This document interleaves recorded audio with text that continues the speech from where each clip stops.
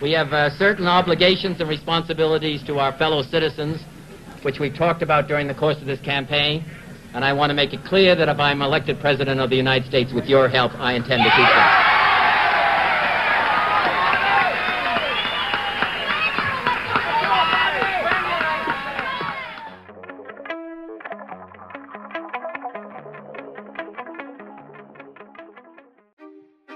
Robert Kennedy, also known as RFK or Bobby, was born to Joseph Patrick Kennedy and Rose Fitzgerald in Brookline, Massachusetts on November 20th, 1925.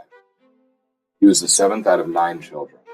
His grandfather was the mayor of Boston, and his father was a wealthy businessman. He lived a privileged childhood shaped by the values that his father instilled in him at a very young age.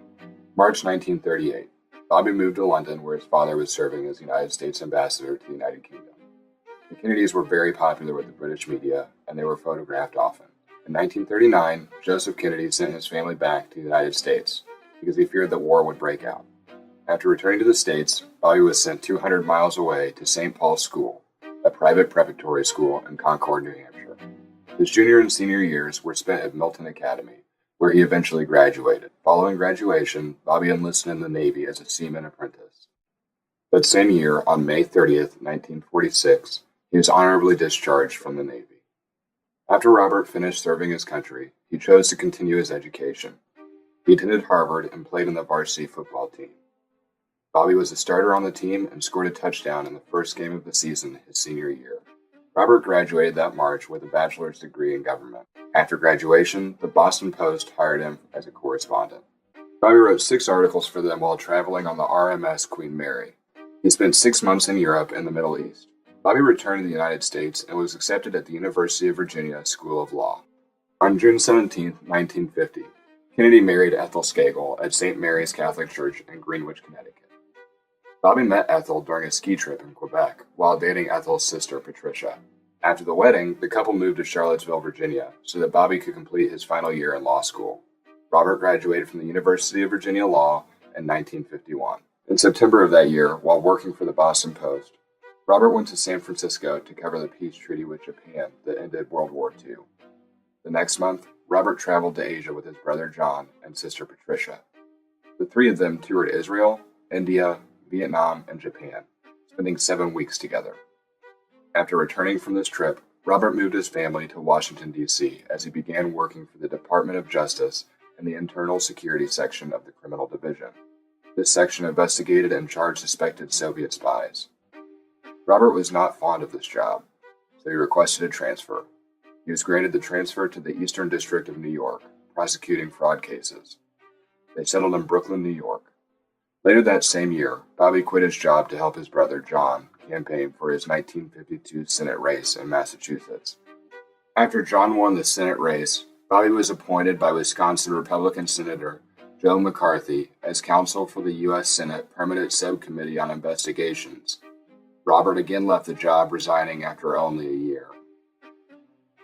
Robert Kennedy was becoming very popular in political circles. He was the chief counsel of the Senate Labor Rackets Committee from 1957 to 1959.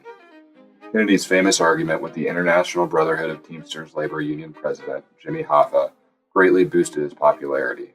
The experiences gained while working in this committee led him to write the book, The Enemy Within, in 1960. The book described the corruption of the Teamsters and labor unions that he had investigated.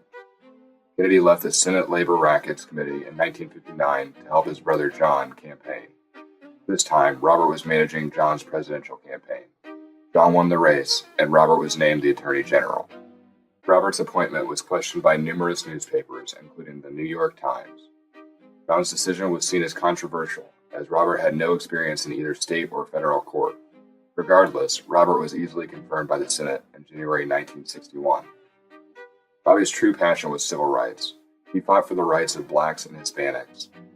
Kennedy was a personal friend to Martin Luther King Jr. and his wife, Coretta Scott King.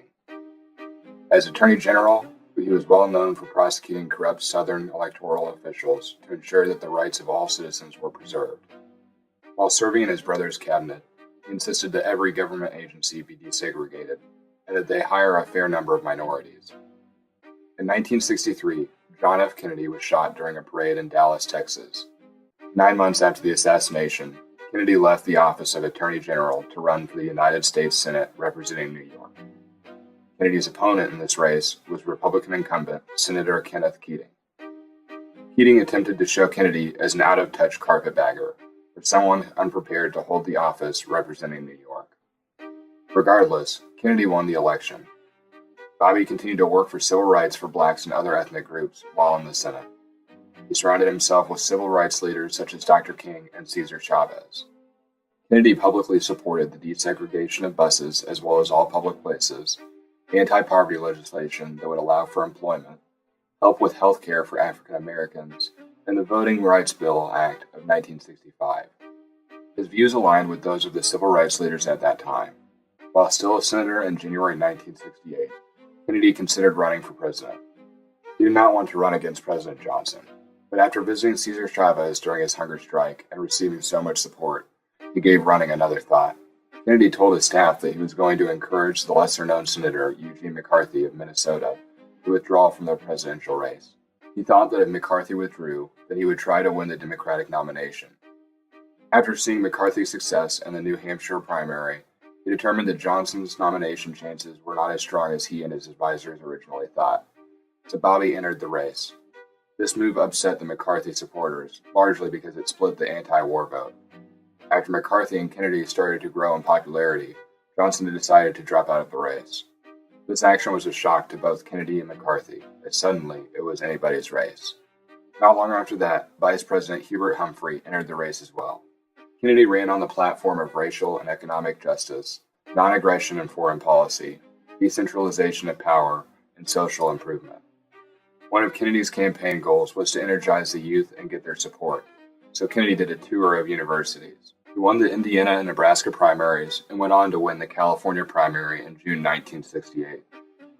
After delivering a victory speech at the Ambassador Hotel in Los Angeles, Bobby was told that he could exit through the kitchen of the hotel. His bodyguard, FBI agent Bill Berry, warned Kennedy that the use of this exit was ill-advised. Kennedy did not heed the warning, choosing to go through the kitchen, where he was met by Palestinian Sirhan Sirhan, who shot Kennedy 3 times. Sirhan Sirhan was quickly wrestled to the ground, and Kennedy was rushed to the Good Samaritan Hospital. Robert Kennedy died the following morning. Sirhan said that he shot Bobby because he felt betrayed by Kennedy's stance in support of Israel during the Six-Day War. This war took place in June 1967, a year before his attack on Kennedy. Bobby was buried at Arlington National Cemetery in Arlington, Virginia. His wishes were to be buried in Massachusetts, but his family felt he should be buried next to his brother John. The life of Robert Kennedy is important to understand and study because of the tremendous impact that he and his family made in American history. To understand the politics and times of the 1960s is to understand the Kennedys.